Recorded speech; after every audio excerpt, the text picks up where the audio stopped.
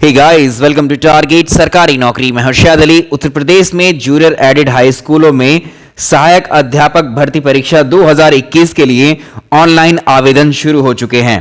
जब से इस भर्ती के लिए एडवर्टीजमेंट आने शुरू हुए हैं और जब तक इसका फाइनल नोटिफिकेशन आया है, तब से लेकर अभी तक जो लोग आवेदन कर चुके हैं या जो आवेदन करना चाहते हैं, उनके दिमाग में केवल एक ही डाउट है कि ऑनलाइन आवेदन करते वक्त आपको कौन सा विषय चुनना चाहिए, किस विषय से आपको आवेदन करना चाहिए, या जो आपकी एजुकेशनल क्वालिफिकेशन है उसके अकॉर्डिंग आप किस विषय में एलिजिबल हैं।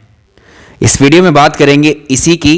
बहुत सारे डाउट्स आपके दिमाग में जो भी हैं इस भर्ती से लेकर ऑनलाइन फॉर्म से लेकर यहां पर डिस्कस करेंगे। वीडियो को लाइक कर दीजिए।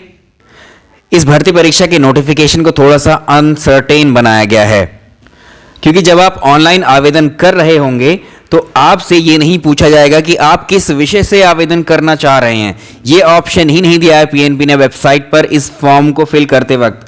आपसे सिर्फ ये पूछा जाएगा कि आप सहायक अध्यापक पद के लिए आवेदन कर रहे हैं या फिर प्रधान अध्यापक पद के लिए आवेदन कर रहे हैं या फिर इन दोनों के लिए आवेदन कर रहे हैं। तो ऑनलाइन एप्लीकेशन फॉर्म में सिर्फ आपसे यही पूछा जाएगा कि आप सहायक अध्यापक के लिए आवेदन कर रहे हैं या फिर आप प्रधान अध्यापक के लिए या दोनों के लिए।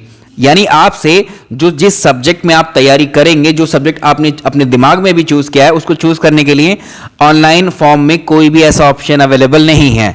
तो आप सोच रहे होंगे फिर हम एग्जामिनेशन में कैसे, किस विषय से हम जो है पेपर, या अभी जो हमने विषय सोचा है, जब यहाँ ऑनलाइन एप्लीकेशन फॉर्म में ही नहीं दिया है तो हम वहाँ एग्जाम के टाइम पर कौन सा विषय चूज करेंगे और कैसे बताएंगे कि हमने ये विषय लिया है। ये एक इंपॉर्टेंट बात है जो आपको जाननी चाहिए। इस नोटिफिकेशन के अकॉर्डिंग हम बात करें तो आपके पास ग्रेजुएशन होनी चाहिए। ग्रेजुएशन अगर आपने की है और ग्रेजुएशन के साथ बीएड किया है, तब आपसे 50% अंक की, वो 50% या 50% अंक की मांग करता है। वो किसमें? स्नातक में। अगर बीएड किया है और अगर बीटीसी भी हैं आप, तब भी इस फॉर्म को फिल कर सकते हैं। लेकिन ग्रेजुएशन के बाद अगर बीटीसी किया है तो बीटीसी के साथ आपको ग्रेजुएशन में परसेंटेज की रिक्वायरमेंट बिल्कुल भी नहीं है। तो आप बीटीसी या डीएलएड या जो भी इसके समकक्ष कोर्स हैं, जो भी आपने किए हैं, वो ग्रेजुएशन के साथ अपने कर रखे हैं, तो आप आवेदन कर सकते हैं। ये बहुत सिंपल सी बात है। दूसरी चीज, एक चीज आपको यहां इस चीज से भी बचना होगा कि कल को आप आवेदन कर दें और सिलेक्शन हो जाए और सिलेक्शन के बाद डॉक्यूमेंट वेरिफिकेशन पर बहुत सारी चीजें यहां छुपाई हुई हैं इस नोटिफिकेशन में, बताया ही नहीं है उनको, कहीं विवाद की स्थिति पैदा ना हो जाए। तो इसलिए आपको अपनी जो एजुकेशनल क्वालिफिकेशन है ग्रेजुएशन की, या फिर आपने जो ये टेट की परीक्षाएं पास की हैं, इनके अकॉर्डिंग ही विषय का चुनाव करना होगा। कैसे? ये जूनियर की भर्ती है तो इतना जाहिर है कि आपने जो जूनियर का या तो यूपी टेट पास किया है या सी टेट पास किया है, और इसमें केवल 2 ही विषय हैं जूनियर में आपके लिए, साइंस एंड मैथ्स यानी गणित और विज्ञान। ये एक विषय है जो आपने यूपी टेट या सी टेट के जूनियर में पास किया होगा, यानी पेपर 2, या फिर आपने दूसरा पेपर हो सकता है एसएसटी में आपने पास किया हो, ये सी टेट या यूपी टेट को। और जब आपने यूपी टेट और सी टेट के लिए आवेदन किया होगा तो अपनी जो ग्रेजुएशन आपने की होगी उसके अकॉर्डिंग ही अप्लाई किया होगा इसमें कि आप साइंस से हैं या आप एसएसटी से हैं। ये चुनाव, ये डिसीजन आपका पहले ही हो चुका होगा। यानी शिक्षक भर्ती में जो आपको विषयों का चुनाव करना है वो इनके बेसिस पर करना है। जैसे आपने मान लिए जूनियर सुपर टेट आपने जो है मैथ्स एंड साइंस में किया है, तो आप यहां पर जो आवेदन करेंगे वो किस में करेंगे? मैथ्स एंड साइंस में ही करेंगे। अगर आपने यूपी टेट या सी टेट जूनियर वाला एसएसटी में पास किया है तो आप जो है यहां एसएसटी से ही अप्लाई करेंगे। और जब आपने पहले यूपी टेट या सी टेट में आवेदन किया होगा तो आपने अपनी जो एजुकेशनल क्वालिफिकेशन है उसके अकॉर्डिंग ही चुना होगा कि आपको सी टेट मैथ्स वाला देना था या आपको एसएसटी वाला देना था। तो इसमें तो कोई डाउट किसी को होना नहीं चाहिए। तो इस शिक्षक भर्ती में यहीं पर इन चीजों को आगे बढ़ाकर इसी को फॉलो करना है, ताकि सिलेक्शन के बाद या एग्जाम क्रैक करने के बाद में कोई विवाद की स्थिति पैदा ना हो आपके सिलेक्शन को लेकर के। तो ये सेफ साइड आपको रखनी चाहिए मेरे हिसाब से। तो एक चीज यहां समझिए कि जब इस ऑनलाइन आवेदन करते वक्त, अभी फॉर्म को भी देखेंगे इसके, इस फॉर्म को फिल करते वक्त आपको यह ऑप्शन नहीं दिया गया है कि किस विषय में आप आवेदन कर रहे हैं। आप एसएसटी में कर रहे हैं, आप साइंस एंड मैथ्स में कर रहे हैं, या कोई भी भाषा चुन रहे हैं, ऐसा कोई ऑप्शन ही नहीं है। लेकिन इसी नोटिफिकेशन में अगर आप देखोगे तो इस चीज की व्यवस्था कहां की गई है? आप अभी ऑनलाइन आवेदन तो सिंपली कर दोगे कि हम असिस्टेंट टीचर के लिए, सहायक अध्यापक के लिए आवेदन कर रहे हैं। इतनी जानकारी आपको जो है अपने ऑनलाइन फॉर्म में भर देनी है। और वो आपके हाई स्कूल में, 12th में, ग्रेजुएशन में भी सिर्फ आपके जो मार्कशीट्स हैं, सर्टिफिकेट्स हैं, उनके नंबर, उनकी डिटेलिंग ही मांग रहा है, उसमें भी आपसे विषय नहीं पूछे हैं उसने, ठीक है। तो यहाँ पर इस फॉर्म में तो कोई भी विषय आपको नहीं भरना है, ऑप्शन ही नहीं दिया है उसने भरने का। लेकिन जब आप एग्जाम देने जाएंगे हॉल टिकट के साथ, अपने एग्जाम में आपको एक OMR शीट मिलती है, हमेशा ही मिलती है किसी भी परीक्षा जब आप देने जाओगे, तो उस OMR शीट में आपके लिए जो आपका एक भाग तो जीएस का है, आपका 50 अंक का एक पेपर एक ही होगा। इसमें एक पेपर में क्या होगा, ये पेपर एक है, एक ही पेपर होगा, एक ही पेपर में जीएस के 50 अंक की जीएस होगी, और आपका जो मेन सब्जेक्ट या कोर सब्जेक्ट होगा, कोर सब्जेक्ट के क्वेश्चंस आपके 100 अंक के होंगे। तो कोर सब्जेक्ट में आपके लिए ये हैं हिंदी, इंग्लिश, ये यहां ऑब्लिक लगा हुआ है, हिंदी या इंग्लिश या संस्कृत या एसएसटी या साइंस एंड मैथ्स। तो जब वहां ये आप OMR शीट फिल कर रहे होंगे तो आपसे इनमें से पूछ लिया जाएगा कि आप हिंदी के प्रश्न सॉल्व करोगे, इंग्लिश के करोगे या संस्कृत के करोगे, यहां भी या लगाइएगा, या एसएसटी के करोगे या साइंस एंड मैथ्स के। तो ये आप डिसीजन अभी ले लें, अभी तो आपके दिमाग में ही रहेगा ये डिसीजन, फॉर्म फिल करते वक्त ये आपसे पूछा ही नहीं गया है। तो जिस विषय को भी आपको चुनना है अभी निर्धारित कर लीजिए अपनी इस क्वालिफिकेशन के अकॉर्डिंग, ठीक है। और जब आप एग्जाम देने जाएंगे, अगर आपने एसएसटी की तैयारी पहले से ही एसएसटी की तैयारी करके रखी अभी से ही, तो वहां जाएंगे तो एसएसटी के लिए वहां पर जो है सर्कल फिल करने होंगे, आपको गोला भरने होंगे वहां, ठीक है। उस तरह से पूछ लेगा आपसे वहां OMR शीट पर। किसी ने साइंस एंड मैथ्स की तैयारी अभी से की है डिसाइड करके इसके अकॉर्डिंग, इसके अकॉर्डिंग, तो आप क्या करेंगे, साइंस एंड मैथ्स पर गोला करेंगे। तो ये व्यवस्था वहां की गई है OMR शीट पर, इस फॉर्म में कहीं नहीं की गई है। अभी आपको फॉर्म भी दिखाते हैं और पहले डिस्कस करते हैं कि अब जो है यहां पर इस भर्ती में अगर आप बात करें, सिंपल बोला गया है वहां ग्रेजुएशन के लिए, ग्रेजुएशन है आपके पास और बीएड है, ग्रेजुएशन और बीएड है तो आपके पास 50% अंक अनिवार्य हैं। अगर बीटीसी किया है और ग्रेजुएशन है तो 50% अंक अनिवार्य नहीं है। ये नॉर्मल है, ये आप जान चुके हैं पहले ही। लेकिन ग्रेजुएशन में बहुत सारी स्ट्रीम्स हैं अलग अलग, जैसे बीएससी है, यहां पर आपने बीएससी किया है, बीटेक किया है, या एग्रीकल्चर से कोई भी स्नातक किया है, या कोई भी टेक्निकल विषय लेकर के आपने स्नातक किया है, कंप्यूटर के विषय हो सकते हैं उसमें, ठीक है। ये सभी क्या है, ये साइंस स्ट्रीम में आते हैं, साइंस में आते हैं, तो साइंस एंड मैथ्स से ही आप अप्लाई करोगे इस शिक्षक भर्ती में। और आपने जो यूपी टेट है या सीटेट है जूनियर वाला, वो भी जब आपकी ग्रेजुएशन में ये सब रहा होगा तब आपने साइंस एंड मैथ्स से ही चुना होगा। सेम स्ट्रीम भी यहीं पर फॉलो करनी, सेम स्ट्रीम जो वहां पर थी आपकी वो यहां भी एज इट इज फॉलो करनी है। यानी बीएससी, बीटेक, एग्रीकल्चर या फिर कंप्यूटर साइंस कुछ भी हो सकता है उसमें, ये सब ग्रेजुएशन में अगर आपने किया है, टेक्निकल सब्जेक्ट्स या टेक्निकल में कुछ भी किया है ग्रेजुएशन में, तो आप साइंस एंड मैथ्स की स्ट्रीम को ही सेलेक्ट करेंगे। ये इसलिए बता रहे हैं क्योंकि जब आवेदन में आपसे नहीं पूछा गया है इस चीज को, कहीं आपका एग्जाम जो है हो जाता है, क्रैक हो जाता है, उसके बाद में कोई भी इस तरह का विवाद ना पैदा हो, डिस्प्यूट ना हो आपकी एलिजिबिलिटी को लेकर, कि मान लीजिए आपने यहां तो बीएससी बीटेक वगैरह कर रखा है और आपने एसएसटी से इसको भर दिया, तो वो भी चीज ठीक नहीं रहेगी। दूसरा, जो बीकॉम वाले हैं, बीकॉम वाले जो आवेदन करेंगे वो एसएसटी से आवेदन करेंगे, क्योंकि उन्होंने जो है यूपी टेट और सी टेट में भी जो है क्या लिया होगा, एसएसटी ही लिया होगा जूनियर वाले में। तो उसी के अकॉर्डिंग ही आप जो है तीनों चीज सेम ही करिए अपनी, जैसे आपने UP TET C TET junior में जो भी आपका विषय रहा है, चाहे ये हो चाहे ये हो, उसी के अकॉर्डिंग ही यहां फिल करने की कोशिश करिएगा इस आवेदन ऑनलाइन एप्लीकेशन फॉर्म में असिस्टेंट टीचर के। ये डाउट आपका क्लियर हो गया होगा आई थिंक। रही भाषा की बात, भाषा को भी देखो कहीं पर लिखा नहीं गया है कि कौन लोग भाषा में आवेदन कर सकते हैं, या आपको सब्जेक्ट कॉम्बिनेशन ग्रेजुएशन में कुछ मांगा है, ऐसा कुछ है ही नहीं उसमें। एप्लीकेशन फॉर्म बहुत एम्बिग्युअस है, बहुत सारी चीजें उसमें छिपी हुई हैं। तो आप सोच रहे हैं कि कोई भी लोग जो है इसमें आवेदन कर सकते हैं भाषा में, लेकिन सिलेक्शन को कंसीडर करते हुए आपके इस चीज को आप इत्मीनान से जो है भरिए कि जैसे आपके ग्रेजुएशन में अगर आपने पढ़ा हो हिंदी या संस्कृत या इंग्लिश हो, तभी उसके अकॉर्डिंग आप करिएगा, उसको फिल करिएगा जो हिंदी के इच्छुक हो या इंग्लिश के या संस्कृत के, यानी ग्रेजुएशन में आपने कभी ना कभी वो विषय पढ़ा हो। ये आपके सिलेक्शन के बाद में जो थोड़ी बहुत भी कैंसिलेशन के आपके कैंडिडेचर को जो कैंसिलेशन के चांसेस है वो बहुत कम हो जाएंगे, ये स्मूथ सिलेक्शन होगा फिर आपका। चलिए फॉर्म देख लेते हैं इसका। ये एक इसका सैंपल फॉर्म है जो पहले से ही इस वेबसाइट पर अवेलेबल है, जिस पर आप आवेदन करेंगे।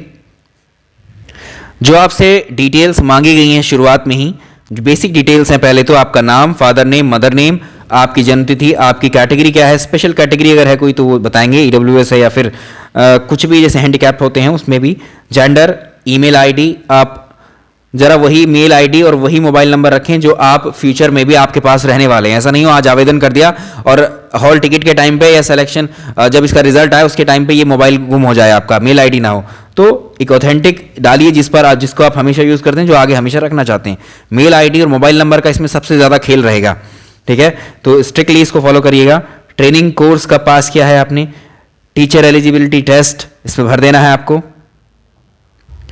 अच्छा, इस वाले ऑप्शन में यहां पर टीचर एलिजिबिलिटी टेस्ट में क्या पूछेगा, इसमें पूछेगा आपसे कि आप सीटेट पास हैं या यूपीटेट। इसमें दो ऑप्शन आते हैं आपके लिए, आपने यूपीटेट पास किया है जूनियर वाला या सीटेट पास किया है, उसी को सेलेक्ट कर लेंगे। इसके बाद में आपसे पूछता है यूपीटेट अपर प्राइमरी लेवल, और इसमें जो भी आपने सेलेक्ट किया होगा पहले वहां पर, उसके बाद मान लीजिए आपने ये सेलेक्ट किया था यहां पर यूपीटेट आपने पास किया है जूनियर वाला, ठीक है, कौन सा बोर्ड है, उस पर जितनी भी उसकी जो मार्कशीट या फिर सर्टिफिकेट होता है उस पर जो डिटेल्स है वही मांगी गई है यहाँ पर। अब जो है जिन्होंने सीटेट यहाँ पर चुना होगा, सीटेट 2021 वाले का रिजल्ट अभी आया है और उसमें मार्कशीट वगैरह और यहाँ पर सर्टिफिकेट नंबर वगैरह अगर अवेलेबल नहीं है तो आप उसके लिए भी आवेदन कर सकते हैं। उसमें कोई चिंता वाली ऐसी कोई बात नहीं है कि आवेदन नहीं कर पाएंगे। तो यहाँ पर फिल कर सकते हैं आप नॉट अवेलेबल, अगर आपके पास सर्टिफिकेट नहीं है तो नॉट अवेलेबल, लेकिन जो जितनी इंफॉर्मेशन आपके रिजल्ट पर है वो यहाँ फिल कर सकते हैं आप। डीएलएड या बीटीसी आपने जो भी चुना होगा वो यहाँ भरेंगे, उसकी डिटेल भरेंगे, यहाँ पर आपको यही सब भरना है, ठीक है। तो यहाँ पर कैटेगरी का सर्टिफिकेट, डेट बतानी है आपकी, सब कैटेगरी के सर्टिफिकेट डेट ये तो आपके पास होंगी ही। वैकेंसी अप्लाइंग फॉर, यहां पर आपको पूछेगा वैकेंसी अप्लाइंग फॉर में, जब आप इस पर सेलेक्ट करोगे तब यहां से पूछेगा आपको कि आप सहायक अध्यापक असिस्टेंट टीचर के लिए अप्लाई कर रहे हैं या आप जो आपका प्रधान अध्यापक है उसके लिए चुन रहे हैं या आप आवेदन कर रहे हैं या दोनों के लिए कर रहे हैं। तो यहां पर ये ऑप्शन आपके लिए हैं, इधर देख सकते हैं आप असिस्टेंट टीचर जूनियर, जब इस ऑप्शन पर आप सेलेक्ट कर सकते हैं, सॉरी इससे नीचे आइए, सॉरी ये है वैकेंसी अप्लाइंग फॉर, ये है आप असिस्टेंट टीचर के लिए जूनियर एड एग्जाम या आप दोनों के लिए कर रहे हैं या प्रिंसिपल के लिए कर रहे हैं यानी प्रधान अध्यापक के लिए, ये आपको यहाँ दे दी गई हैं, सबमिट कर देंगे। बात आती है आपकी ग्रेजुएशन की, और यहाँ पर अगर आपको प्रधान अध्यापक के लिए अप्लाई कर रहे हैं तो टोटल एक्सपीरियंस आपको यहाँ देना होगा, और यहाँ पर कब आपका अपॉइंटमेंट हुआ था, अगर दोनों के लिए आप अप्लाई कर रहे हो तो आपने स्कूल में कब अपॉइंट किया था, उसमें आपको अपॉइंटमेंट कब मिला, तब से लेकर के कितना एक्सपीरियंस आपको है वो रहेगा। वो प्रधान अध्यापक के लिए है जब आप दोनों चूज करते हैं या खाली प्रधान अध्यापक। असिस्टेंट टीचर के लिए ये ऑप्शन नहीं अवेलेबल होगा। और आपसे जो आपकी क्वालिफिकेशंस हैं, जो डिटेल्स मांगी गई हैं, उसमें 10th लेवल पे आपका बोर्ड है, ये सब बेसिक डिटेल्स हैं, इसीलिए इसमें कोई टेंशन वाली बात नहीं है। ये भी यहाँ एक चीज़ आप और नोटिस कर रहे हैं, सिर्फ यहाँ पर बोर्ड यूनिवर्सिटी पूछा है, आपके यहाँ विषय भी नहीं पूछे हैं, ग्रेजुएशन में आपके क्या विषय था, यानी वो इंटरेस्टेड ही नहीं है वो आप किस विषय से आप ग्रेजुएशन किए हुए हैं और यहाँ किस विषय में आवेदन करना चाह रहे हैं। तो यहाँ आपको थोड़ा सा फ्री छोड़ा गया है, लेकिन सिलेक्शन के बाद में या फिर एग्जाम क्रैक होने के बाद में कोई भी आपके लिए जो है सारी चीज़ें सेफ होनी चाहिए, उसी के अकॉर्डिंग करना जो हमने आपको बताया। बाकी तो आप फ्री हैं, आपकी मर्जी है, आप जिसमें भी अप्लाई करें। फॉर्म फिल करने के बाद में एक बार जो है चेक कर लीजिएगा सारी डिटेल सही भरी है नहीं, क्योंकि फॉर्म दोबारा से संशोधन नहीं होगा इसमें, एक बार सबमिट कर दिया तो वही फाइनल हो जाएगा, यहाँ पर लिखा हुआ भी है। इस तरह से आपका ये आ जाएगा फॉर्म फिल करने के बाद, एप्लीकेशन फॉर्म फी सबमिट करने के बाद में। एक और डाउट था आपका कि इसमें जीएस के आपके 50 नंबर के क्वेश्चंस पूछे जाएंगे आपसे, 50 ही कंपलसरी है, ठीक है। ये सेक्शन एक पेपर का ये सेक्शन, और जो एक ही पेपर का दूसरा जो सेक्शन है इसमें से कोई एक चुनना होगा, या तो ये या ये या ये। बहुत सारे स्टूडेंट्स पहले ही डाउट में बैठे थे कि गणित का अलग से 100 नंबर का जो सेक्शन आएगा, विज्ञान का 100 नंबर का सेक्शन आएगा, ऐसा नहीं है। गणित और विज्ञान दोनों मिलाकर के 100 नंबर के आएंगे, 100 क्वेश्चंस आएंगे, यानी 50-50 क्वेश्चंस आएंगे आपके। तो ये गा खंड दिया गया है, इसका मतलब समझ पा रहे हैं आप। यहां पर का खा गा देने का मतलब है गा में अगर उसको घा भी बनाना था, अगर मैथ्स और साइंस को अलग रखना था तो वो घा सेक्शन एक और बनाता, तो एक में विज्ञान को रखता, दूसरे में घा में गणित को रखता, तब आपसे पूछे जाते गणित के 100 क्वेश्चन, विज्ञान के 100 क्वेश्चन। ऐसा नहीं है, लेकिन यहाँ क्या दिया हुआ है, एक ही सेक्शन में डाला हुआ है किसको, विज्ञान और साइंस को। ये जब हम शुरू में 2 वीडियो बनाए थे हमने, तब हमने ये चीज़ आपको डिस्कस की थी कि जिस तरह से आपने जूनियर सुपर टेट दिया है ना, जिस तरह से आपने जूनियर सुपर टेट दिया है उसमें आपने एसएसटी वाला सेक्शन, एसएसटी के लिए आवेदन किया होगा, या फिर आपने मैथ्स एंड साइंस के, उसी तरह से इसको बनाया गया है ऐसे ही एसएसटी में। तो आपसे जो एसएसटी में क्वेश्चंस पूछे जाएंगे उसमें ऐसा नहीं कि हिस्ट्री के 100 क्वेश्चंस पूछे जाएंगे, हिस्ट्री, ज्योग्राफी, इकोनॉमिक्स और पॉलिटी, इन चारों के मिलाकर के 100 क्वेश्चन आएंगे, ठीक है, एसएसटी के लिए। ऐसे ही विज्ञान गणित के टोटल 100 क्वेश्चन आएंगे, ऐसे होगा ये। तो इसमें से वैकल्पिक में आप का अथवा खा अथवा गा में से कोई एक सेलेक्ट करेंगे। इसका मतलब यही है, विज्ञान वाले जो भी आवेदन कर रहे होंगे उनको मैथ्स एंड साइंस दोनों पढ़ने हैं। अब यहाँ रोना भी स्टार्ट कर दिया होगा कि हमको तो दोनों ही पढ़ने पड़ रहे हैं। जब जीएस खोलोगे ना, जीएस में विज्ञान लिखा हुआ है, तो उसमें विज्ञान का सिलेबस तो डिफाइन इतना भी नहीं किया है, सिंपली सामान्य विज्ञान लिखा हुआ है। जब एक बात लिख दी तब आपको उतना ही पढ़ना पड़ेगा इसमें भी, जितना विज्ञान यहाँ पढ़ोगे उतनी मेहनत वहाँ भी आपको करनी पड़ जाएगी जीएस में, ठीक है। तो उसके लिए परेशान ना हो, सभी के लिए जो डिफ़िकल्टी है वो इक्वल सी ही है। अब यहाँ ऐसा भी नहीं है कि एक ही विषय में सारे आवेदन चले जाएंगे, ऐसा भी नहीं हो सकता। यहाँ पर भर्तियाँ भी डिफाइन नहीं की गई है, भर्ती में किस पद के लिए कितने किस विषय के लिए कितने पद खाली हैं ये नहीं बताया गया है बिल्कुल भी। तो वही है, इस नोटिफिकेशन के अकॉर्डिंग इन्होंने बहुत सारी चीज़ें क्लियर नहीं की हैं। तो ये बेसिक चीज़ें हैं जो आपको जाननी चाहिए, ये पता होनी चाहिए। बहुविकल्पीय प्रश्न होंगे इसमें, ऑब्जेक्टिव, एक क्वेश्चन 4 ऑप्शन उसके, ठीक है। और ये जो है ग्रेजुएशन लेवल का इन्होंने बताया हुआ है कि जो प्रश्न पत्र बनेगा वो ग्रेजुएशन लेवल का बनेगा। लेकिन इसमें चीज़ याद रखें, जो आपको सिलेबस बताया है वो 12th तक की जो किताबें हैं उसी में मिल जा रहा है, ठीक है। लेकिन उसका एक्सटेंशन आगे तक का भी आपको पढ़ना रहेगा, इसलिए इस लेवल को बताया हुआ है यहाँ पर स्नातक का। जो चीज़ हम डिस्कस कर रहे थे, यहाँ पर देखिए परीक्षा परिणाम का प्रकाशन, यहाँ पर आएंगे हम लोग इस पेज पर 8वें पॉइंट पर देखिए जो सब्जेक्ट कहाँ चूज करेंगे आप। यहाँ देखिए पहले इस चीज़ को यहाँ पर बताया गया है, अभ्यर्थी द्वारा परीक्षा के समय निर्गत OMR उत्तर पत्रक में गलत सूचना अंकित करने पर या गलत अनुक्रमांक भरने पर या गलत रजिस्ट्रेशन भरने पर या प्रश्न पुत्रिका सीरीज संबंधित विषय भाषा विकल्प। अब यहाँ तक तो ये चीज़ें नॉर्मल है, आपको पता है कि सब गलत नहीं भरना चाहिए, उसमें भी निरस्त कर सकते हैं। लेकिन अब जो है संबंधित विषय के बारे में यहाँ बात करेंगे। तो जो विकल्प आपको दिया गया था का, खा, गा, जिसमें आपको यहाँ भाषा रखी गई थी, दूसरे में एसएसटी रखा गया था, तीसरे में मैथ्स एंड साइंस रखा गया था, उसके बारे में बात कर रहा है यहाँ पर कि भाषा विकल्प जो है जिसमें संस्कृत, हिंदी या अंग्रेजी जिसने चुना हो, या जिसने एसएसटी तो ये साथ ही रहेगा सामान्य जीएस वाला। यहाँ पर इन्होंने सामाजिक विषय लिखना चाहिए था, यहाँ को सामाजिक विषय, ठीक है, सोशल साइंस है ये, सोशल साइंस, विज्ञान एवं गणित। ये चारों, ये जितने भी आपको यहाँ नजर आ रहे हैं, ये सारे के सारे ऑप्शन आपको आपकी OMR शीट पे मिलेंगे। और जो आपने अभी डिसाइड किया होगा अपनी एजुकेशन क्वालिफिकेशन के अकॉर्डिंग, जो हम शुरू में डिस्कस कर चुके हैं वीडियो के, उसके अकॉर्डिंग यहाँ पर उसी में गोला भरेंगे।